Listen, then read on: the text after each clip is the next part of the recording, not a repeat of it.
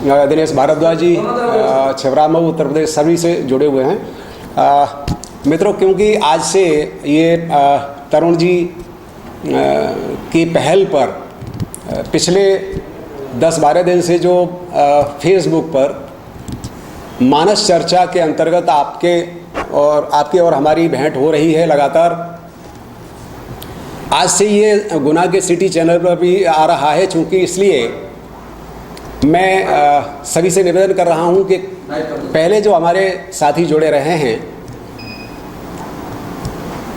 वो उनके सामने मेरी बात हो चुकी है। आज थोड़ा सा जो नवधा भक्ति पर मैं चर्चा कर रहा था, तो क्योंकि हमारे अनेक दर्शक, लगभग 5000 घरों में जो दर्शक हैं वो पहली बार प्रत्यक्ष हो रहे हैं, इसलिए मैं भक्ति की कुछ बातों को पुनः रखने के बाद फिर नवधा भक्ति को आगे बढ़ाऊंगा।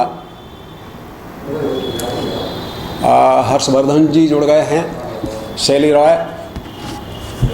देखिए, मैंने रामचरितमानस के कुछ प्रसंगों को लेते हुए, जैसी मांग हमारे साथियों की थी, मानस प्रेमियों की थी, तो मानस को लेकर जो नवधा भक्ति मानस में माँ शबरी को प्रभु श्री राम ने जिसका उपदेश दिया है, तो मैंने ये निवेदन किया था कि भक्ति है क्या।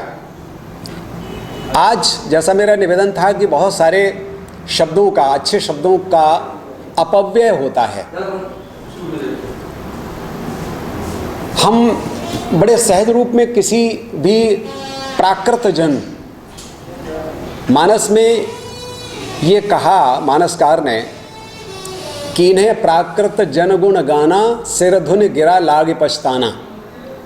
अगर कोई कवि प्राकृत गुण यानी संसारी व्यक्ति है, घोर संसारी है, कोई संत के लक्षण नहीं है, समाजसेवी नहीं है, महापुरुष नहीं है, कोई विशेष क्षेत्र में कार्य करने वाला नहीं है, लेकिन उसके बाद भी अगर हम उसका गुणगान करते हैं तो सरस्वती सिर धुन धुन के पछताती है।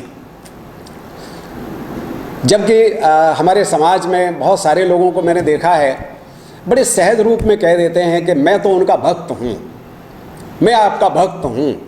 वो समझते नहीं हैं कि भक्त होता क्या है। भक्ति, जैसा मैंने पिछले कल स्पष्ट किया था कि हम किसी विशेष व्यक्ति के गुणों को, कर्मों को देखते हैं, और वे कर्म, वे गुण, वे अच्छाइयाँ जो समाज के हित में होती हैं, तो ऐसे व्यक्ति, बल्कि मैं कहूँ कि ऐसे व्यक्तित्व के प्रति हमारे मन में जो सम्मान का भाव आता है वो श्रद्धा होती है। और यदि हम उस अपने श्रद्धास्पद की निकटता भी, उसकी समीपता भी अगर चाहने लगें, तो ये दोनों भाव जब मिल जाते हैं तो भक्ति होती है। जैसे हम राम जी से प्रभावित हैं, राम जी के हमने कार्यों को देखा, वनवास में जो उन्होंने राक्षसों का वध किया, संतों की, ऋषि मुनियों की रक्षा की, राम राज्य की स्थापना की, मर्यादा पुरुषोत्तम इसलिए कहलाए कि उन्होंने हर जगह, जैसे महाभारत में हम देखते हैं कि युधिष्ठिर आवेश में नहीं आते, क्रोध में नहीं आते, इधर लक्ष्मण आवेश में आते हैं, लेकिन राम उनको हमेशा शांत करते हैं।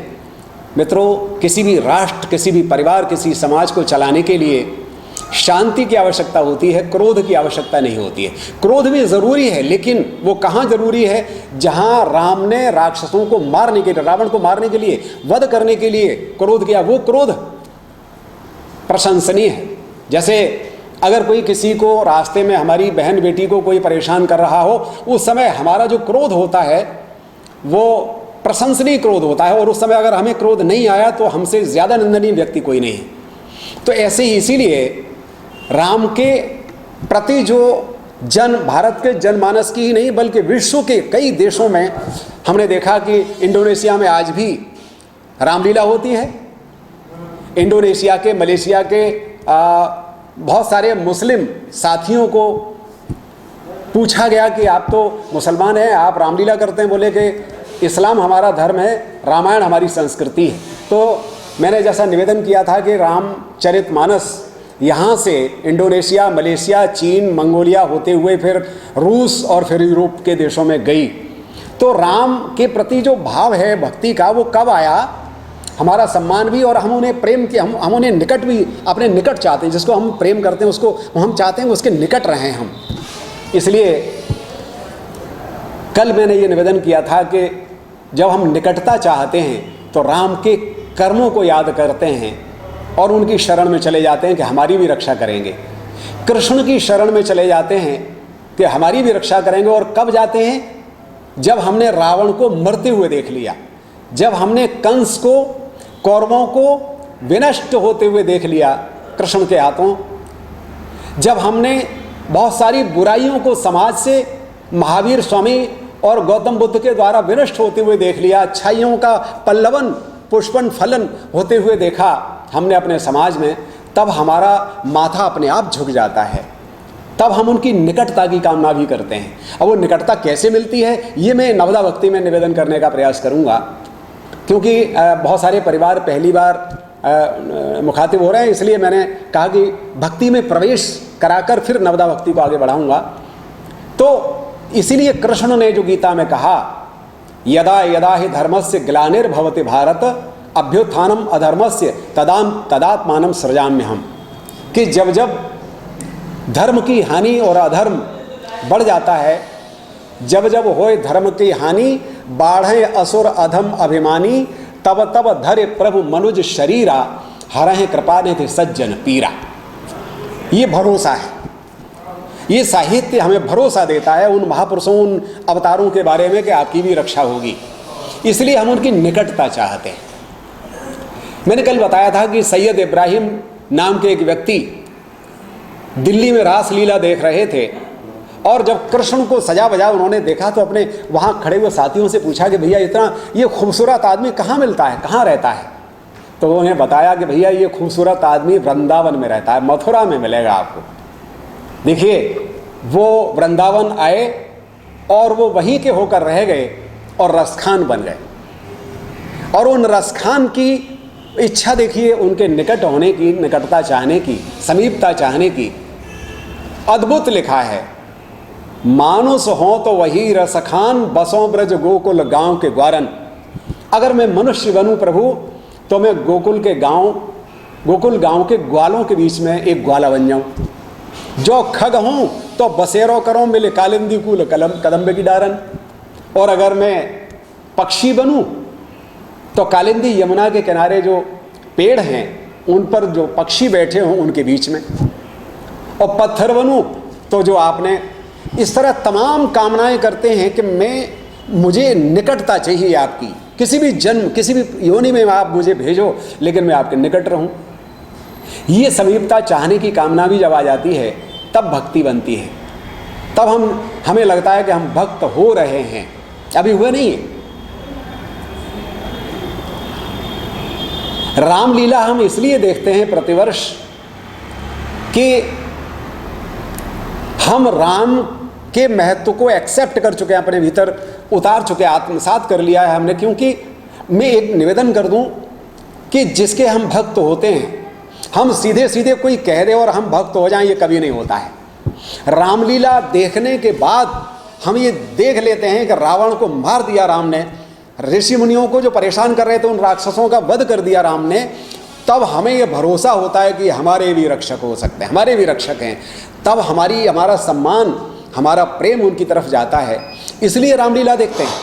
तो रामलीला माने राम के द्वारा किए हुए जितने कार्य हैं, सामान्य क्रियाकलाप व्यक्ति के होते हैं, वो क्रियाकलाप होते हैं मित्रों, और जो महापुरुष ने किए, अवतारों ने किए, वो लीलाएं होती हैं।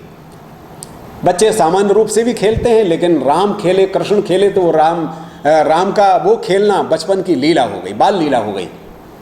तो इसलिए हमें भरोसा हो जाता है, और फिर उनका उठना बैठना, हंसना बोलना, ये सब हमें अच्छा लगता है। हर रूप में भी अच्छे लगते हैं हमको।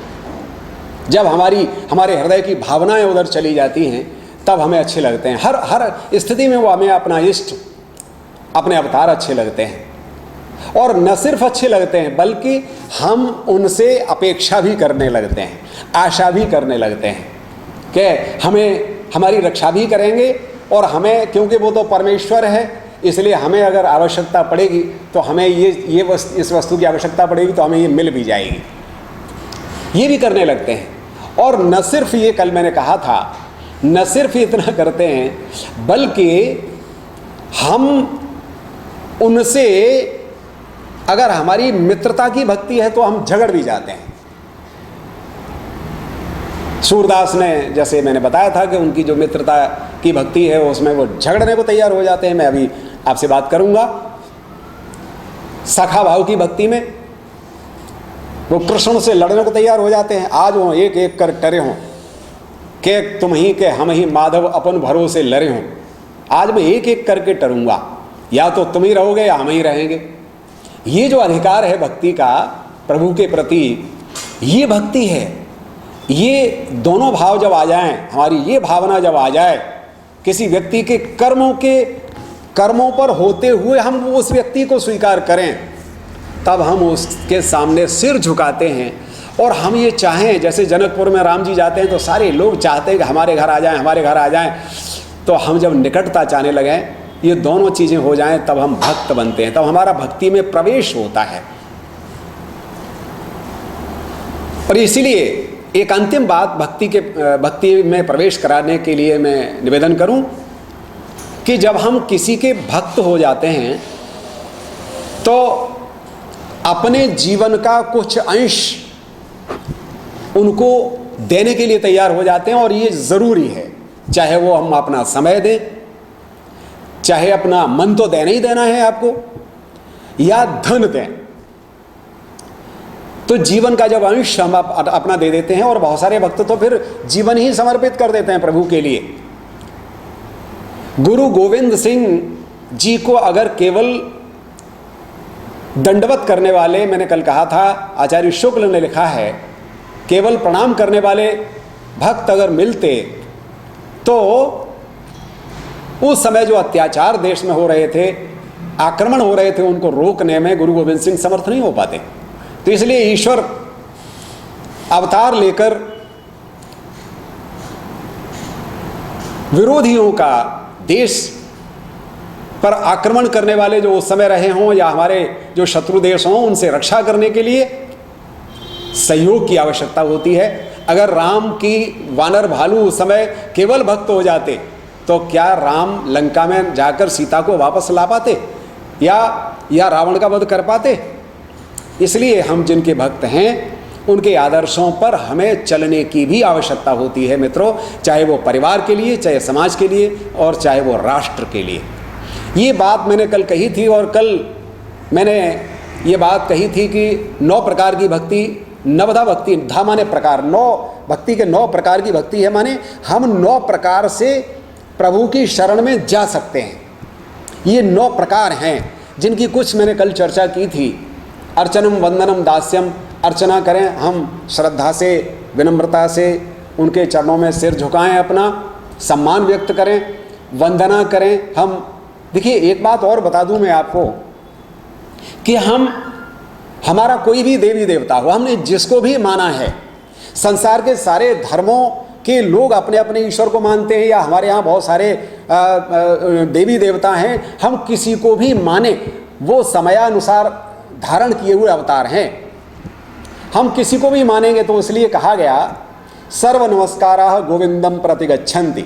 सारे नमस्कार किसी भी देवी देवता के लिए हमने किए हों, वे सब गोविंद के लिए ही जाते हैं, सब एक परमेश्वर के लिए जाते हैं।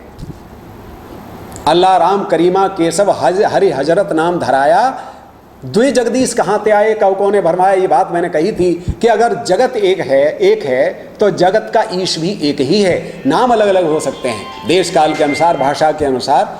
ये बात मैंने कल कही थी। तो वंदना हम किसी भी देवी देवता की करते हैं तो हम ऐसा नहीं, बहुत सारे लोग मैंने देखे हैं कि वो मान लीजिए गणेश जी को मान रहे हैं या हनुमान जी को मान रहे हैं, और कहीं उन्होंने शिव जी की तारीफ सुन ली किसी की कथा में तो वो उन्हें छोड़ करके शिव जी पर। मित्रों ऐसा मत करिए, मेरा निवेदन है, यहाँ से मैं बात शुरू कर रहा हूँ भक्ति की। एक निष्ठ भाव होना चाहिए। ये सभी उसी के रूप में हैं। जैसे समुद्र में सारी नदियां मिलती हैं और समुद्र एक होता है, उसी प्रकार से ईश्वर एक है। किसी भी देवी देवता के लिए किए गए नमस्कार सब एक परमेश्वर को जाते हैं, सभी एक परमेश्वर को जाते हैं। एक साधे सब सधे, सब साधे सब जाए, रहीमन सींचे मूल को फूले फले अघाए। एक को मान लिया आपने तो उसको मानिए, उसकी जब वंदना करते हैं, स्तुति करते हैं तो अर्चनम वंदनम, वंदना हो गई। एक दास्य भाव है कि वो मालिक है और हम उसके सेवक हैं, ये भाव। तुलसी का जो भाव है उसको मान लिया हमने, उस तरह से मान करके भक्ति कर सकते हैं। एक सखा भाव की भक्ति है, मित्रता के भाव की भक्ति है। जैसे सूरदास ने कृष्ण को मित्र माना है, इसलिए वो लड़ने को तैयार हो जाते हैं। आज हो एक एक कर टरे हों के तुम ही के हम ही माधव अपन भरोसे लड़े हों, इसको मान लीजिए। तो अर्चनम वंदनम दास्यम सख्यम। अब कल जो बात छूटी थी वो यहाँ से यहाँ तक मैं अपनी बात कर चुका था। पुनरावृत्ति इसलिए मैंने की थी कि हमारे सिटी चैनल के माध्यम से बहुत सारे परिवारों में भक्ति की बात मुझे प्रारंभ करनी थी। अब मैं बात को आगे बढ़ाता हूँ। आत्मनिवेदन, कल मैंने ये बात कही थी, यहाँ पर छोड़ी थी कि भक्ति का अगला 5वां प्रकार है आत्मनिवेदन, स्वयं का निवेदन कर देना।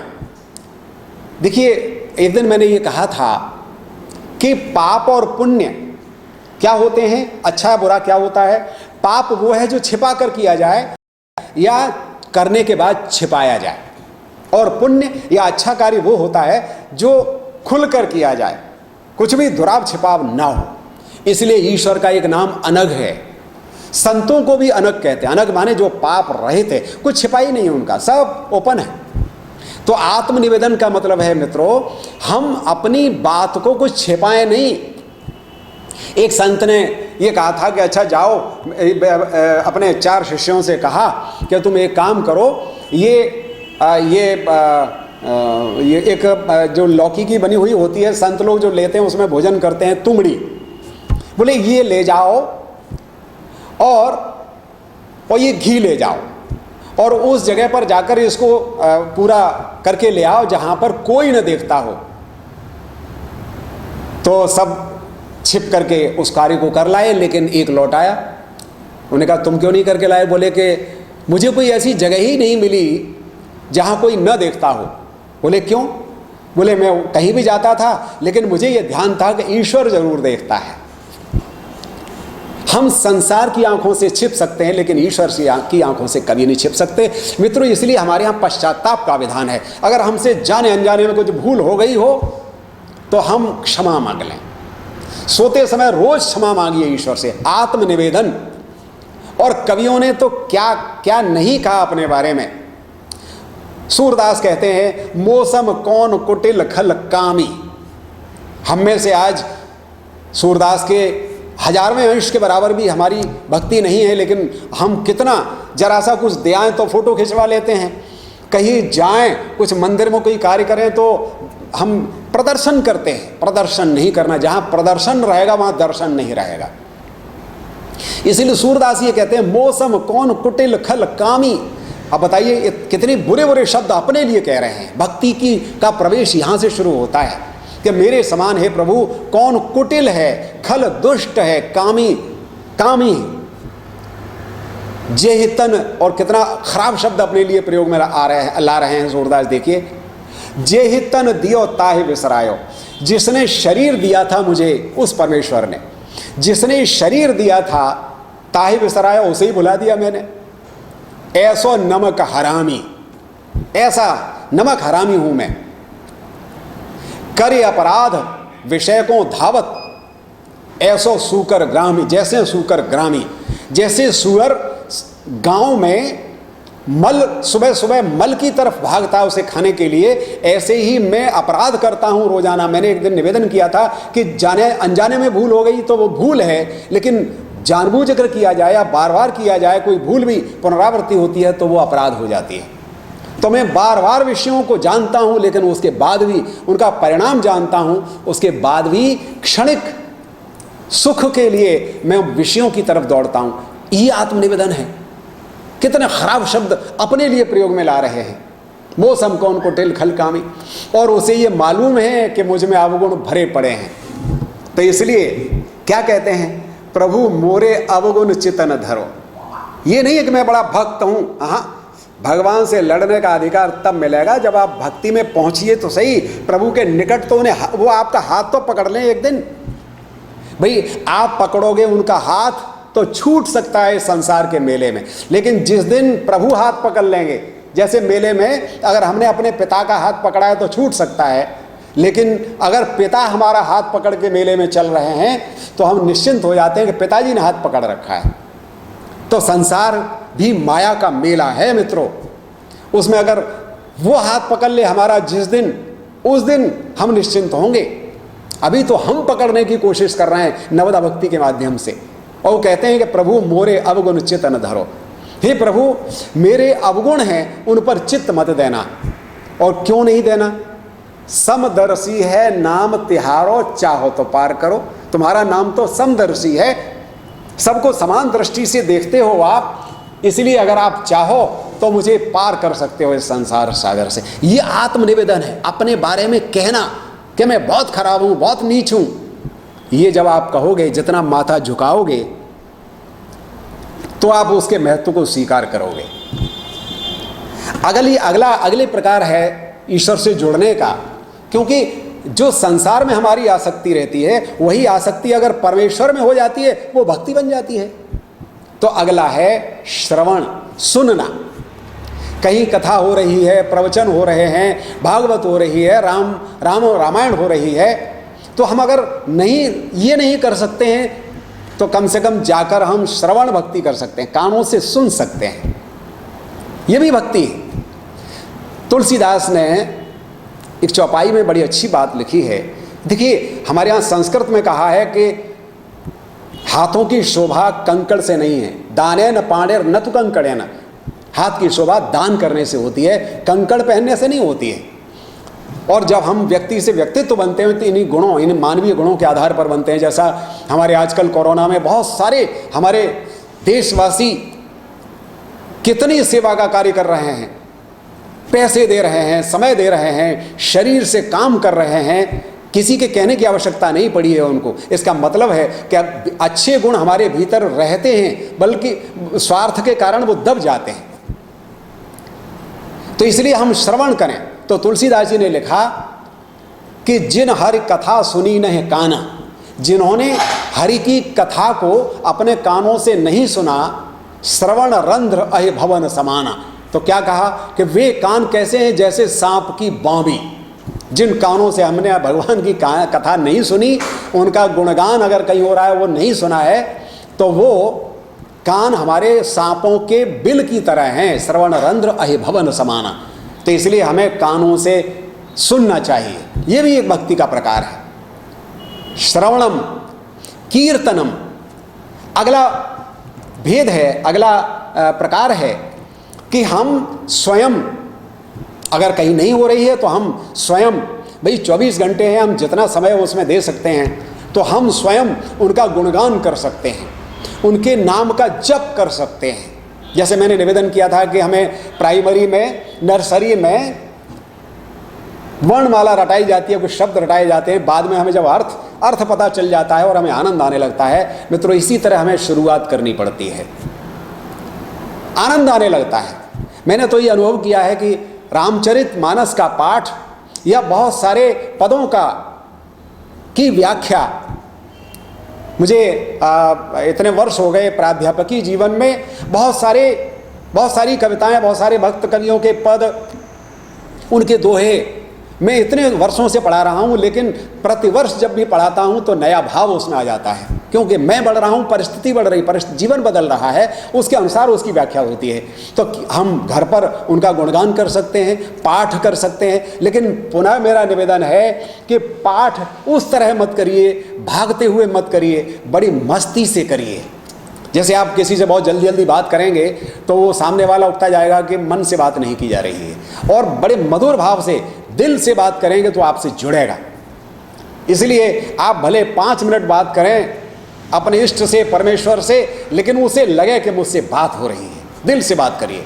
अपने बारे में सब उगल दीजिए, उससे कहिए आप। संसार का कोई व्यक्ति आपका धोखा दे सकता है, संसार का कोई व्यक्ति आपकी हो सकता है बात न सुने, लेकिन परमेश्वर जरूर सुनता है, ये विश्वास रखिए। अगर आपने आज 5 मिनट दिए हैं और 5-5 मिनट मिल करके 1 महीने में 150 मिनट हो जाते हैं, तो वो 150 मिनट आपके उस प्रभु को आकर्षित करते हैं अपनी तरफ, ये विश्वास रखिए। तो कीर्तन करिए, नाम जप करिए, उनका गुणगान करिए, खुद कर सकते हैं। श्रवणम कीर्तनम विष्णु स्मरणम पाद सेवनम। और अगला है 8वां, विष्णु का स्मरण। विष्णु स्मरण, क्योंकि नारदी भक्ति सूत्र से लिया गया है, तो नारदी भक्ति सूत्र का श्लोक है, तो विष्णु का स्मरण करिए। अब जैसा मैंने निवेदन किया भक्ति में प्रवेश कराते समय कि स्मरण कैसे, तो स्मरण प्रभु के गुणगान, उनके नाम में जो गुणग्राम है, गुणग्राम माने गुण की जो मात्रा है, समूह है उसका। जैसे हम कह देते हैं रावणारी, रावण के अरि माने शत्रु, रावण के शत्रु, तो रावणारी कहते समय आपको रावण के शत्रु हैं उसका ध्यान करिए, स्मरण करिए कि रावण को कैसे कैसे उन्होंने मारा। कंसारी कहें तो कंस के शत्रु हैं, तो उस तरह। गोपाल कहें तो गायों के पालने वाले हैं, उस तरह। इस तरह से आप उनका स्मरण करिए। तो विष्णु स्मरण ये जब आप करेंगे तो आपके घर में जो आपने मूर्ति लगा रखी है, आपने जो चित्र लगा रखा है, उस चित्र की पूजा नहीं करनी है मित्रों। उस चित्र में जो चरित्र छिपा हुआ है, विष्णु छिपे हुए हैं, विष्णु के नामों में विष्णु छिपे हुए हैं, उन तक आपको जाना है और उनको मनन करना है, उनका स्मरण करिए। उसके लिए कोई ज़रूरी नहीं कि आप पालती मार के बैठें, उसके लिए आप किसी भी स्थिति में हैं, आप स्मरण याद कर सकते हैं। तो एक दिन ऐसा आएगा, वो जो दोहा लिखा है, कभू दीन दयाल के भनक पड़ेगी कान, राम राम रटते रहो जब लग घट में प्राण। रटो। मीराबाई से पूछा कि आप ये किससे बात करती हो, उनकी सहेली ने पूछा। बोले अपने कृष्ण से। बोले उन्होंने कभी बात की है? बोले अभी तो मैं ही कर रही हूँ, मुझे विश्वास है कि वो एक दिन मुझसे बात करेंगे। तो ये विष्णु का स्मरण। और अंतिम है पाद सेवनम। अगर हमने अपने घर में कोई मूर्ति या मंदिर में जो प्रतिमा है जिसमें प्राण प्रतिष्ठा हुई है, उनका पाद सेवन, उनका चरण सेवन करिए। मित्रों, मैंने एक दिन निवेदन किया था कि हम कोई भी देवी देवता है उसके चरणों से शुरू होते हैं और हमारा हक वहीं तक का है। उनकी कृपा हमारे ऊपर बरसेगी, लेकिन हमारा ध्यान उनके चरणों में रहे। अरे विष्णु के चरणों में ही से गंगा निकलती है जो हमें पवित्र करती है, तो हम तो बहुत पीछे हैं, उन चरणों तक हमारी पहुंच हो जाए यही बहुत है। तो इसलिए सूरदास की वो वंदना, फिर मुझे सूरदास ने जो लिखा सूरसागर के प्रारंभ में, चरण कमल बंदों हरे राई, चरण से शुरू कि मेरा अधिकार, मैं सेवक हूँ, मैं भक्त हूँ, मेरा अधिकार यहीं तक है। चरण कमल बंदों हरे राई, हे हरि मैं आपके चरण कमलों की वंदना करता हूँ। तो उनके चरण पखारिए, उनकी वंदना करिए, चरण की पाद सेवन करिए उनका। और हमारे यहाँ आप तो जानते हैं कि चरण का स्पर्श कितना आशीषित करता है, या उनका धोना कितना हमें पवित्र करता है। इसमें एक बात छिपी हुई है, मैं एक बात स्पष्ट कर दूं आपको कि हमारे यहाँ मंदिरों में अष्ट धातु की मूर्तियां हुआ करती थी, और अष्ट धातु की मूर्ति से को नहलाया जाता था, तो उसमें वो जो धातुएं हैं उनका प्रभाव उसमें आ जाता है। जिसे चरणामृत हम कहते हैं, वो उनके चरणों पर हो करके वो जल जो आता है उसमें फिर हमने गंगा जल मिला दिया, थोड़ा कच्चा दूध मिला दिया, शहद मिला दिया, थोड़ा दही डाल दिया, और उसमें फिर हमने तुलसी के पत्ते डाल दिए। मित्रों, कितनी बड़ी औषधि है ये, एंटीबायोटिक तुलसी भी मिला दी हमने। इसलिए बहुत सारे लोग ये कहते हैं, आपको कहते हुए मिल जाएंगे कि साहब हम मंदिर जाते हैं इसलिए हम तो निरोग रहते हैं, हम तो उसकी वैज्ञानिक कारण ये है कि वो जो जल है, पुजारी जी आपको 1-1, 2-2 चम्मच, 3-3 चम्मच जैसी व्यवस्था होती है वो देते रहते हैं, और आप उसको ले लेते हो, वो आपके पेट में गया, वो अमृत है। चरणामृत इसलिए उसको कहा गया है कि आप पाद सेवन करिए तो वो कृपा तो मिल ही रही है आपको, लेकिन वो जो चरणामृत है वो आपको निरोग रख रहा है अंदर से, ये प्रभाव है। बच्चे को बचपन में जो बच्चे को अन्नप्राशन कराया जाता है वो चांदी की चम्मच से ही क्यों कराया जाता है? क्योंकि चांदी एंटीसेप्टिक होती है। चांदी अगर की चम्मच चुभ भी जाएगी तो वो एंटीसेप्टिक है, इसलिए उसको घाव नहीं होगा। ये बड़े वैज्ञानिक कारण है हमारे यहाँ, ये सब इसलिए रखा गया। तो ये नारदीय भक्ति सूत्र में जो बात कही गई है वो भक्ति के 9 प्रकार इसमें दिए गए हैं। अर्चनम, वंदनम, दास्यम, सख्यमात्म निवेदनम, श्रवणम, कीर्तनम, विष्णु स्मरणम, पाद सेवनम। ये 9 प्रकार से हम अपने कृष्ण, राम, शिव इनकी तरफ जा सकते हैं। अब तुलसीदास जी की रामचरितमानस में तुलसीदास जी ने इन्हीं बातों को थोड़ा सा विस्तार में लूँगा तो ताकि आपके पास तक, आपके हृदय तक मैं भक्ति को पहुंचा सकूं। ये मेरा प्रयास है, कोशिश है। बाकी तो मैं तुलसीदास जी जिन्होंने नाना पुराण निगमागम सबका अध्ययन किया था, तो उन्होंने क्या क्या सोचकर लिखा होगा मैं तो पकड़ने की कोशिश करूंगा आपके सामने। तो ईश्वर के प्रति हमारी जो आसक्ति है, ये मैंने कहा था कि वो भक्ति है। हमारी आसक्ति हम ये देखें कि संसार की जो हमारी भौतिक आवश्यकताएं हैं, हमारे रिश्ते नाते हैं, उनके प्रति हमारी जो आसक्ति है, क्या वो उसका कुछ अंश भी, हमारी आसक्ति कह रहा हूँ, हमारा जो लगाव है वो ईश्वर के प्रति है, उस तरह का है क्या? हम अपने बेटे को खाना खिलाना नहीं भूलते, लेकिन ऐसा है क्या कि हम, कल विकास जी ये कहानी सुना रहे थे कि एक पिता थे, उन्होंने अपने बेटे से कहा कि बेटा मैं बाहर जा रहा हूँ, तुम एक काम करना, ये लड्डू गोपाल को भोग लगाकर भोग लगाकर उसके बाद ही खाया करना। कुछ दिन बाद वो लौट के आए, तो बोले बेटा वो तुमने भोग लगाया? बोले हाँ, वो जगे संग जगे और मैंने भोग लगाया, और अभी देखो आप अपने उसके संग, छोटुआ के संग खेल रहे होंगे। तो उन्होंने कहा ऐसा? तो देखिए भक्ति वो होती है कि हम दुनिया को भूलकर फिर हम वो कहना मान लें गुरु का, वो मान लें कि ऐसे ही मिलेगा, कोई तर्क वितर्क नहीं। इसलिए मैंने निवेदन किया था कि भक्ति हृदय से होती है, बुद्धि तर्क वितर्क करती है और मन संसार की तरफ प्रवृत्त करता है। जब हमें प्रवृत्ति से निवृत्ति की ओर जाना है, भाई संसार की तरफ हमने मुंह किया हुआ है तो संसार दिखाई देता है, और संसार की तरफ से पीठ कर लेंगे तो निवृत्ति उसकी तरफ देखने लगेंगे, उसकी तरफ पीठ हो जाएगी। लेकिन चलिए पूरी पीठ नहीं हो पा रही है गृहस्थ जीवन में, तो लेकिन जितनी देर हम पीठ करें उतनी देर ईश्वर को लगे कि ये सिर्फ हमारा है। तो अब मैं तुलसीदास जी ने जो वर्णन किया है रामचरितमानस में कि श्री राम ने पूरी रामचरितमानस में लक्ष्मण जी को भक्ति के बारे में बताया, लेकिन नवधा भक्ति का उपदेश केवल माता शबरी को अधिकारी जानकर दिया है। और क्या बात कही है, शायद आपको अच्छा लगेगा, आदि से अंत तक आप सुने।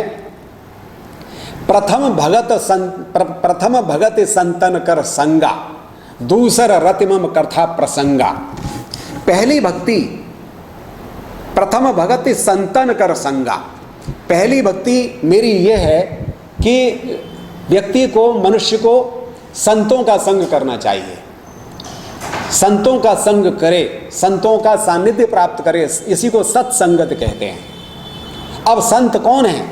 तो देखिए रामचरितमानस में ही अरण्य कांड के जो अंतिम चौपाइयाँ अरण्य कांड की हैं उनमें आप उसमें पढ़ लें, जहाँ से ये आता है सट विकार जित अनघ अकामा अचल अकिंचल।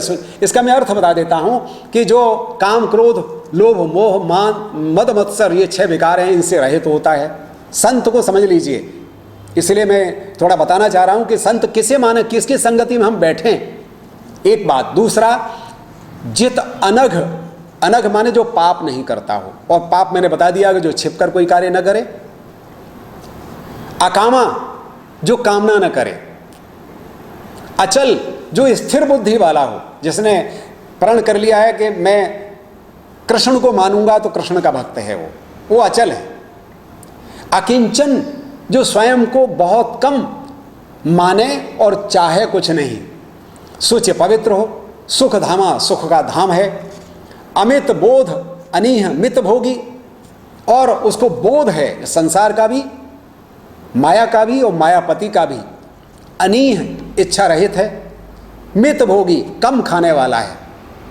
मैंने संतों को देखा है कि उन्हें कई बार इतने सिद्धावस्था में पहुंच जाते हैं कि उनको हिला हिला कर खिलाना पड़ता है। हमें लगता है कि इनकी आंखें खुली, हमको देख रहे हैं। वृंदावन में मैंने उड़िया बाबा को, तो उड़िया बाबा ऐसा लगता था कि हमें देख रहे हैं, लेकिन उनको हिला हिला कर 2-4 को और खिलाने पड़ते थे।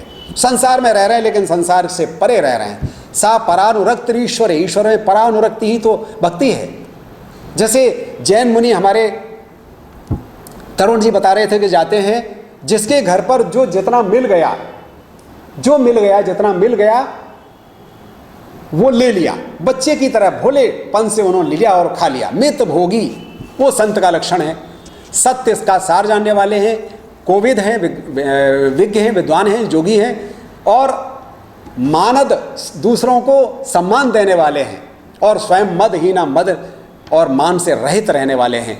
धीर धर्मगत परम प्रवीण हैं, गुनागार गुणों के आगार हैं, संसार दुख रहित, संसार के दुखों से रहित हैं। मित्रों, दुख और सुख होता क्या है? संसार में जो चीज़ें हैं, जो चीज़ें हम चाहते हैं वो हमें मिल जाएं। जैसे मान लीजिए गर्मी है और हमें पसीना आ रहा है और हमें देह का भान है, और हमें पसीना आ रहा है और हमें गर्मी का आभास है। पंखा चल गया तो हमें लगेगा कि आहा क्या बात है, सुख मिल गया हमको। और इसके विपरीत स्थिति है, कोई चीज़ हम चाहते हो नहीं मिलती है, तो वो जो अनुभूति होती है उसे दुख का नाम दिया जाता है। तो संसार के दुखों से रहित हैं, यानी वो देह में है तो सही, लेकिन देह के भान से रहित हैं। वाल्मीकि के शरीर पर तो वामियों ने मिट्टी जम गई थी, देह के भान से रहित थे वो। इसलिए विगत संदेह, और कोई संदेह नहीं है। तज मम चरण सरोज प्रिय तिन कहूँ गेहन देह, और मेरे चरण कमलों को छोड़कर उनके लिए न तो कोई घर है और न कोई शरीर का आभास है, सिर्फ मेरा ध्यान रहता है उनको। अपने गुणों को निज गुण श्रवण सुन सकुचाई, कोई उनका गुणगान करने लगे तो वो संकोच करते हैं कि भैया मेरा गुणगान मत करो। परगुण सुनत अधिक हर्षाई, और दूसरे का गुणगान करो तो बड़े प्रसन्न होते हैं। ये संत के लक्षण बता रहा हूँ कि आपको जहाँ भी कोई मिले जो संत होने का दावा करें तो आप परख सकते हैं, आप जान सकते हैं कि ये संत हैं। सम शीतल है त्याग ही नीति, वो समत्व भाव रहता है उनमें, शीतल रहते हैं दुख सुख दोनों में, और नीति को त्यागते नहीं, नीति पर चलने वाले होते हैं। सरल स्वभाव सबहि सन प्रीति, सबके संग प्रेम रखने वाले होते हैं, और उनका स्वभाव बहुत सरल होता है, सरल स्वभाव होता है। सिंप्लिसिटी, जप तप व्रत दम संयम नेमा, जप करते हैं, व्रत करते हैं, इंद्रिय जित होते हैं, संयम से रहते हैं, नियम से रहते हैं। गुरु गोविंद विप्र पद प्रेमा, गुरु गोविंद ईश्वर और विप्र ब्राह्मण। ब्राह्मण का मतलब होता है जो ब्रह्म के निकट पहुंच चुका है, इन सीढ़ियों से, भक्ति की सीढ़ियों के। तो वो केवल एक ही काम है उसका, भजन पूजन। ऐसे ब्राह्मणों के चरणों में प्रेम, श्रद्धा क्षमा मैत्री दया, श्रद्धा क्षमा मित्रता दया, और मेरे चरणों में रहते हैं, प्रेम करते हैं, और अमाया, माया से रहित रहते हैं। विवेकशील हैं, विज्ञानी हैं, वेद पुराणों का ज्ञान है, दंभ नहीं, मान नहीं, अहंकार नहीं, कुमार्ग पर भूलकर भी पैर नहीं रखते। गावें सुने सदा मम लीला, मेरी लीलाओं का गुणगान सदैव वो सुनते कहते रहते हैं। हेतु रहित परहित रतशीला, हेतु रहित, कोई कारण नहीं है, कुछ चाहते नहीं हैं, लेकिन दूसरों के हित में लगे रहते हैं। इतने लक्षण तुलसीदास जी ने अरण्य कांड के अंत में संतों के बताए हैं। मित्रों, एक भेद में थोड़ा सा करना चाहूंगा कि संत में और भक्त में क्या भेद है। भक्त ईश्वर को चाहता है, उसे दुनिया से मतलब नहीं है, लेकिन ईश्वर की इच्छा है, इसलिए वो हिमालय पर जा सकता है, गुफाओं में जाकर तपस्या कर सकता है। लेकिन संत में और भक्त में ये अंतर है कि संत भक्त तो है ही है, लेकिन वह समाज को नहीं छोड़ सकता। एक बार मैं आपको एक बताना चाहूँगा, जैन मुनि तरुण सागर जी महाराज की बात कि उन्होंने रजत शर्मा जी ने अपने चैनल पर उनको आपकी अदालत में बुलाया। बहुत समय से वो बुला रहे थे, बड़े ध्यान से मैंने सुना कि तरुण सागर जी महाराज क्या जवाब देते हैं। वो तो कड़वे प्रवचन लिखने वाले अद्भुत संत थे। तो उन्होंने एक प्रश्न किया रजत शर्मा जी ने कि महाराज एक बात बताइए आप कि आप संसार से अलग हैं, मुनि हैं, लेकिन फिर भी आप सास बहू के बारे में, भाई बहन के बारे में, भाभी देवर के बारे में, परिवार पड़ोसी के बारे में, ये तमाम रिश्तों की वकालत, तमाम रिश्तों के बारे में सुझाव, डांट फटकार और पथ प्रदर्शन, इनकी सब बातें आप कहते रहते हैं। तो उन्होंने बहुत अच्छा उत्तर दिया था मुनि तरुण सागर जी ने कि देखिए, हमने संसार को छोड़ा है लेकिन समाज को नहीं छोड़ा है। हमने सांसारिकता छोड़ी है, हमें संसार से कुछ नहीं चाहिए, हम संसार में रहते हुए संसार से निर्लिप्त हैं, अलग हैं, लेकिन हमने समाज को नहीं छोड़ा है। ये संत होता है। सूरदास भक्त हैं लेकिन तुलसीदास और कबीरदास संत हैं। शिवाजी के गुरु समर्थ गुरु रामदास संत हैं, ज्ञानेश्वर संत हैं, क्योंकि ये कहीं दूर जाकर तपस्या नहीं, एकांत में नहीं करते हैं, वो समाज के लिए, समाज के बीच में रहकर समाज को ऑब्जर्व करते हैं और जहां गलतियां दिखाई देती हैं उसका मार्गदर्शन करते हैं। मित्रों, ये संतत्व है, ये संत हैं। इसलिए हमारे यहाँ जाति न पूछो साधु की, पूछ लीजिए ज्ञान, मोल करो तलवार का, पड़ा रहन दो बयान। कबीर ने कहा कि साधु की, संत की जाति मत पूछिए, क्योंकि एक मैंने कल एक उदाहरण दिया था मित्रों, क्योंकि आज कुछ दर्शक नए जुड़े हैं, इसलिए मैं ये इस बात को कहना चाहूँगा कि हमें ये 9 प्रकार में जो बताऊँगा उसमें आप एक मेरा ये उदाहरण याद रखें कि हवाई जहाज की तरह हमें होना चाहिए। हवाई जहाज रनवे पर दौड़ता है, धीरे धीरे चलता है। पहले जो लोग नहीं बैठे उन्होंने टीवी में देखा होगा, लेकिन जब बहुत तेज हो जाता है तो वो जमीन से ऊपर उठ जाता है। आप एक कल्पना करिए कि अगर वो हवाई जहाज केवल रनवे पर ही दौड़ता रहे तो क्या हवाई जहाज होगा? वो फिर तो बस हो जाएगी, बस की तरह दौड़ेगा, लेकिन वो ऊपर उठ जाता है। तो इसीलिए जब एक भक्त और एक संत भक्ति करते हुए, संतत्व धारण करते हुए, वैराग्य धारण किए हुए जब ऊंचाई पर आ जाता है तो वह किसी जाति, संप्रदाय, क्षेत्र का नहीं रहता है, वो मानव मात्र का हो जाता है और मानव मात्र की बात करता है। जिस तरह हमारे बहुत सारे उदाहरण हैं, हमारे संत प्रवर रैदास जी महाराज हैं, कबीरदास जी हैं, बहुत सारे उदाहरण हैं। तो ये रसखान वहाँ से आकर के सैयद इब्राहिम से रसखान हो जाते हैं, ताज बीबी हैं, बहुत सारे ऐसे उदाहरण हैं। और पौराणिक काल में अगर आप लें तो विश्वरथ नाम के राजा जब ब्रह्मर्षि विश्वामित्र की गाय का कमाल देख लेते हैं तो उसको मांगते हैं, और जब वो नहीं मिलती है तो वो तपस्या करते हैं, और तब तक तपस्या करते रहते हैं जब तक वो ब्रह्मर्षि नहीं हो जाते हैं। और मित्रों, में ये एक बात मैं स्पष्ट कर दूं कि राजा दशरथ के पास देखिए भेद कैसे छूट जाता है, रनवे कैसे छूट जाता है, वो मानव मात्र के कैसे हो जाते हैं। कि विश्वामित्री जब मांगने जाते हैं राम लक्ष्मण को, तो द्वारपाल सूचना देता है कि मुनि विश्वामित्र जी पधारे हैं, तो क्या मैं उनको अंदर ले आऊं? तो राजा दशरथ का वाक्य आप पढ़िए रामचरितमानस में, क्या लिखते हैं तुलसीदास जी। दशरथ ये कहते हैं कि नहीं, वो ब्राह्मण हैं, हम खुद उनके पास जाएंगे और उनको ससम्मान लेकर आएंगे। ये भेद वाल्मीकि के आश्रम में जब राम जाते हैं और ये सूचना देते हैं कि आप ये अपने वाल्मीकि के बारे में मैं स्पष्ट कर दूं कि वाल्मीकि की कोई कुटिया नहीं थी। वाल्मीकि उस समय के रामचरितमानस में पहले श्लोकों में ही श्लोक आता है, वंदे विशुद्ध विज्ञानौ कवीश्वर कपीश्वरौ। उस समय केवल 2 ही वैज्ञानिक थे, 2 ही विज्ञानी माने गए हैं, एक कपीश्वर हनुमान जी और एक कवीश्वर वाल्मीकि जी। तो वाल्मीकि उस विश्वविद्यालय के कुलपति थे जिसमें 10,000 विद्यार्थियों का भोजन रोज बना करता था। हम तो एक चित्र बना देते हैं, वाल्मीकि बैठे हैं, 2 बच्चे लवकुश खड़े हैं, सीता मैया बैठी हुई हैं और एक कुटिया बनी है पीछे। मित्रों, ऐसा नहीं है। अगर आप पढ़ेंगे तो ज्ञात होगा कि वाल्मीकि उस विश्वविद्यालय के कुलपति थे जिसमें 10,000 विद्यार्थियों का भोजन बना करता था और उसमें क्या क्या व्यवस्था रहा करती थी।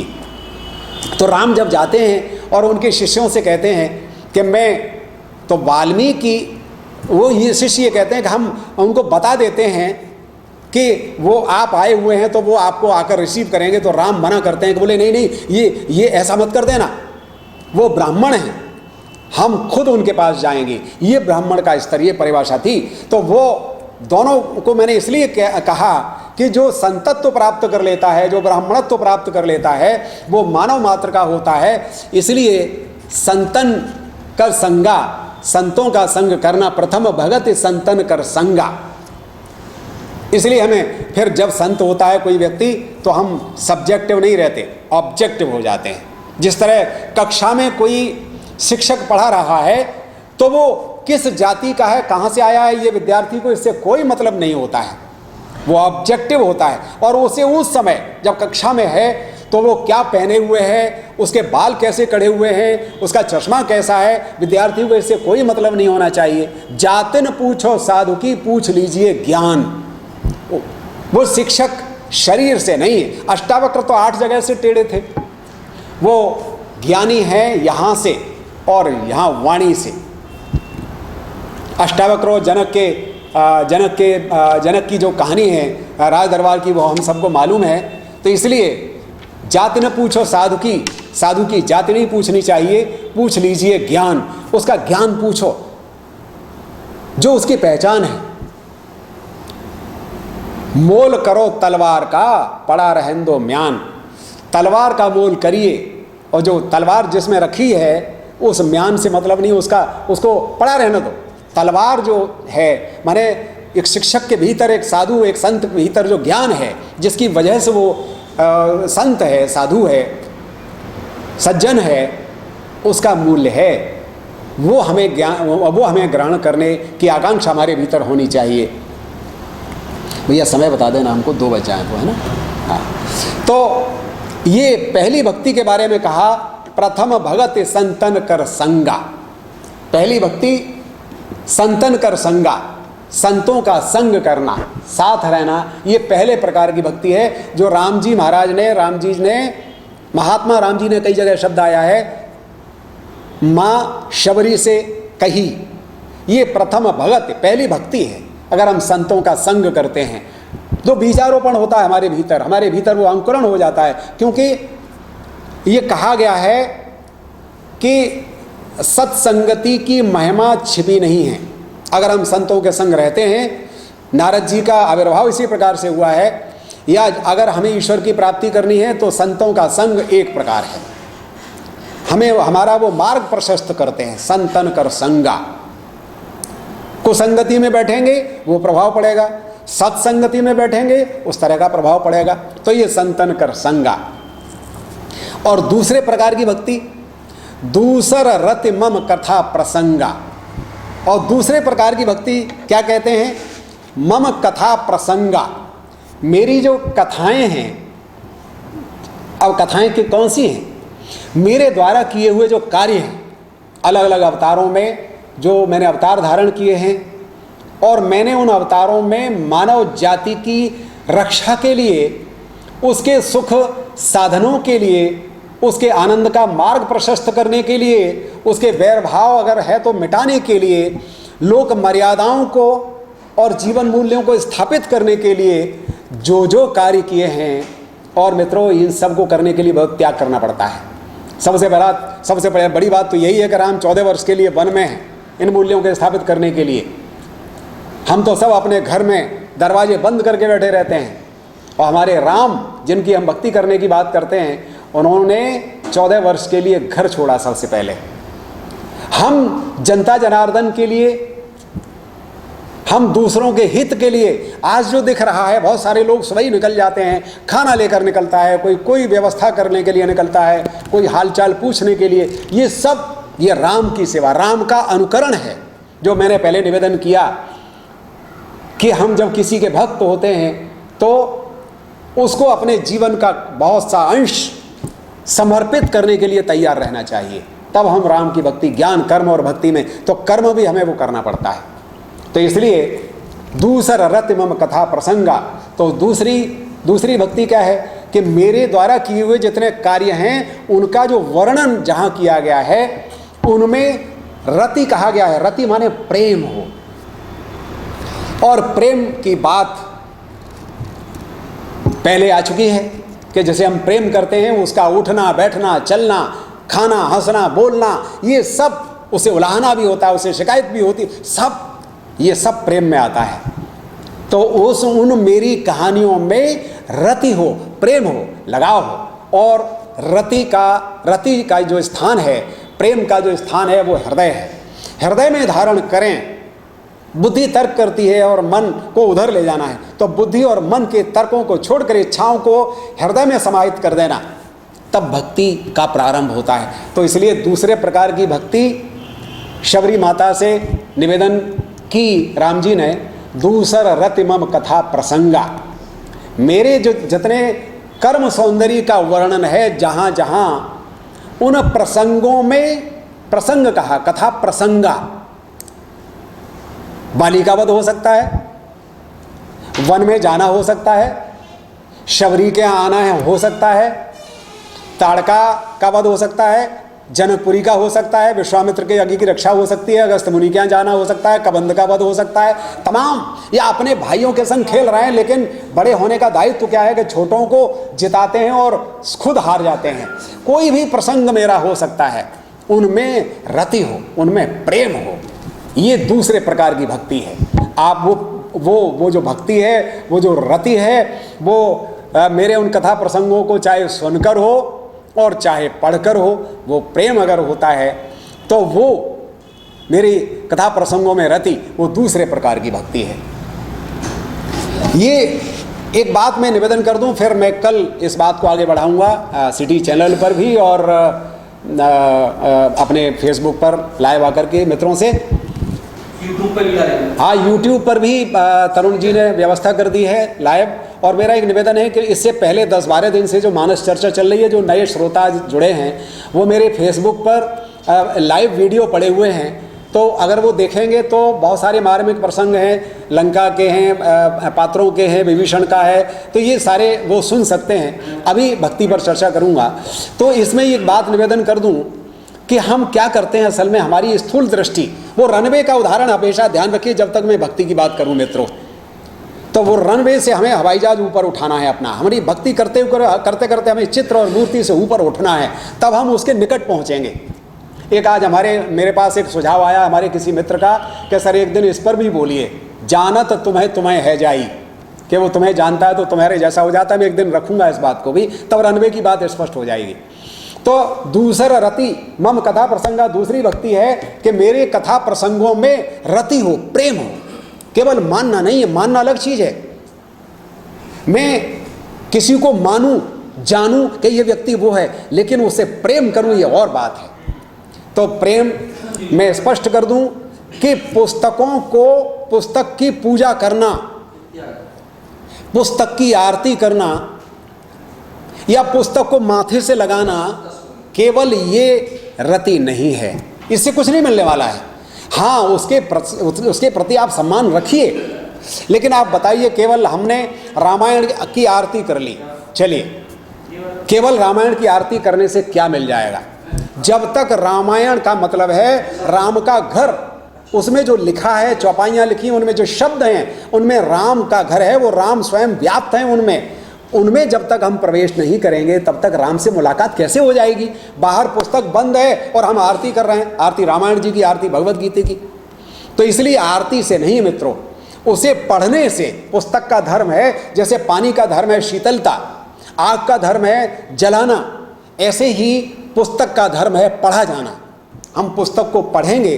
अभी मैंने मुनि तरुण सागर जी की बात की, कड़वे प्रवचन पढ़ेंगे। तरुण सागर जी भले हमारे बीच में नहीं, ब्रह्मलीन हो गए हैं, लेकिन आज उनकी जो पुस्तक है उसमें वो हैं। राम हमारे बीच में नहीं है आज, लेकिन रामायण में वो जीवित है। तो इसलिए पुस्तक का धर्म है मित्रों, पढ़ा जाना, आरती करना मात्र नहीं है। आप वो करते हैं तो करिए, लेकिन पढ़िए अवश्य, और बहुत धैर्य से पढ़िए, उन शब्दों में प्रवेश करने का प्रयास करिए। तब आपकी प्रीति, तब आपका प्रेम उनके प्रति, उस वो जो कथा प्रसंग हैं उनमें डूबोगे आप, उनको अच्छा लगेगा। बहुत सारे प्रसंग राम के, कृष्ण के या परमेश्वर के, शिव के भक्तों के हम और आप पढ़ते सुनते हैं, लेकिन आनंद विभोर हो जाते हैं। तो वो प्रेम है। और जब हम प्रेम करते हैं किसी से, तो हम अपनी भावनाएं उनको देते हैं, उनकी भावनाओं को हम लेते हैं, ये आदान प्रदान शुरू हो जाता है, और वो भक्ति, वो गुण हमारे भीतर आना प्रारंभ हो जाता है। ये है दूसर रतिमम कथा प्रसंगा, दूसरी भक्ति का प्रकार। पहली प्रथम भगत संतन कर संगा, दूसर रति मम कथा प्रसंगा, मेरे कथा प्रसंगों में प्रेम होना, ये दूसरे प्रकार की भक्ति है। मित्रों 5 मिनट है तरुण जी? अच्छा, अभी कह रहे हैं 2 बजे तक तरुण जी को चलाना है। तो तीसरी भक्ति भी चलिए मैं ले लेता हूं आज। तीसरी भक्ति उन्होंने कहा, दोहे में कहते हैं, गुरुपद पंकज सेवा तीसरे भगत अमान।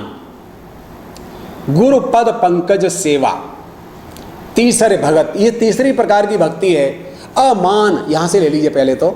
अमान का मतलब है अपना मान अपमान कुछ नहीं होता है। मैं अपने कक्षा में विद्यार्थियों को हमेशा एक बात कहा करता हूं, अभी जो मैंने कुछ बातें कही वो, और एक ये बात हमेशा कहता हूं कि विद्यार्थी विद्या को चाहने वाला होता है, विद्यार्थी का कोई मान अपमान नहीं होता है। जो विद्यार्थी स्वयं को, अपने को अलग दिखाने की कोशिश करते हैं, वो इसका मतलब है कि गुरु के प्रति श्रद्धावान नहीं है।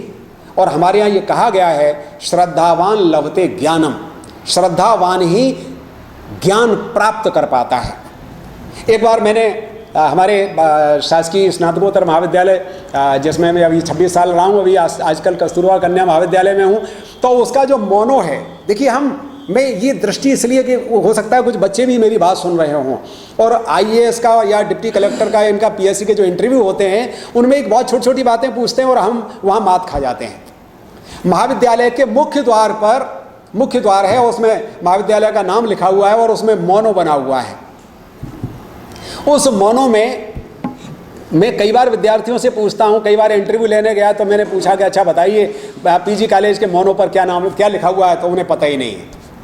और फिर एक आध बार उन्हें बता भी दिया तो गलत सलत बताया, और फिर उन्होंने बताया क्या है, उन्होंने बता भी दिया कि सा विद्या या विमुक्तये, वो विद्या है जो मुक्त करे, मुक्ति के लिए होती है।